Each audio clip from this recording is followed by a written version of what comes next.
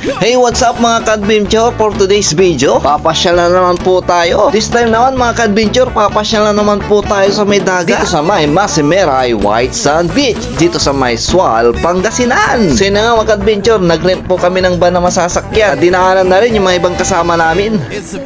At yun na nga mga ka-adventure, nasa biyahe na po kami. Nadaanan na rin namin yung Sual Power Plant. Napakaganda yung daan dito papunta mga ka-adventure, para kang nasa Baguio. Ang daming pine trees. I-flex ko nga pala mga ka-adventure yung mga kasama ko dito sa sasakyan. Oy, excited ng mga yan.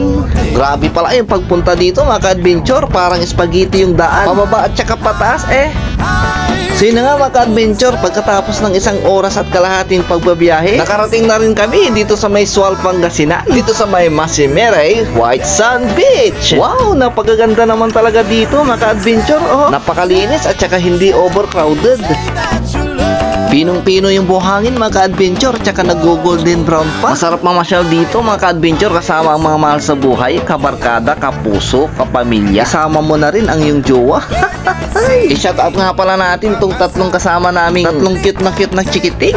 At mayroon tayong nakitang aso mga ka-adventure. Nagmo-moment ata habang nakatingin sa may dalampasigan. Iniisip niya siguro yung jowa niyang pinagpalit siya sa malapit.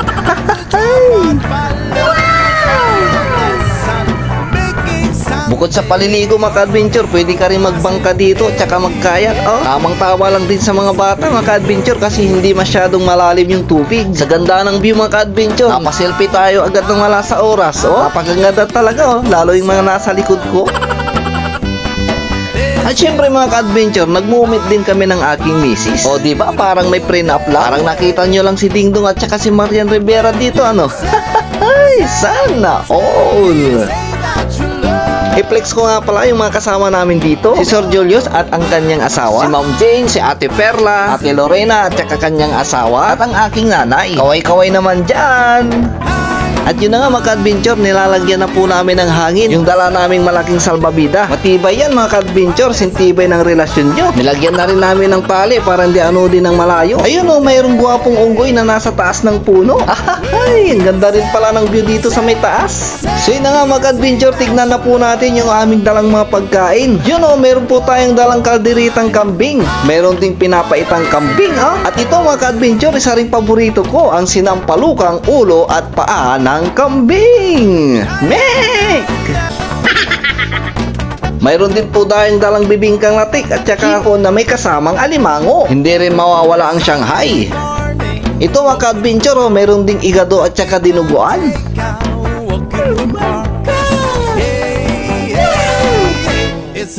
At ito na mga ka-adventure, pinakaantay namin ang lechong baboy. Ayun chinachap na nung isang kasama namin. Habang tinitignan ko mga ka-adventure, ako'y naglalaway na.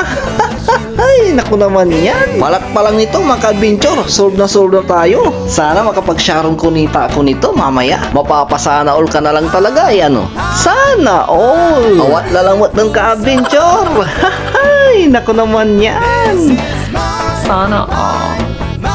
So yun na nga mga ka-adventure, kainan na. Birthday pala ng isang kasama namin dito, si Sir Julius. Maraming salamat sa pagsama sa amin dito. Hindi na kami nagkutsara tinidor mga ka-adventure, nagkamay na po kami kumain. Doon sana kami pupunta sa may resort mga ka-adventure, kaso fully book na. Kaya dumiretso na po kami dito sa beach para maghanap ng cottage na maririntehan. Tara mga ka-adventure, kain tayo. Ay kain lang pala, walang tayo.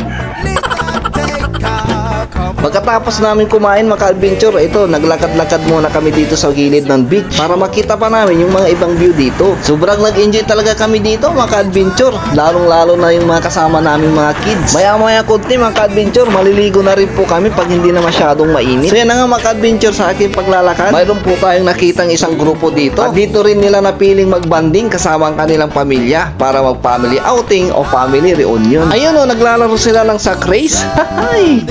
Kaya mga ka-adventure, kung naghahanap po kayo ng mapapasyalan dito sa may Pangasinan, harap na dito sa may Masimeray White Sand Beach na matatagpuan dito sa may Sual, Pangasinan.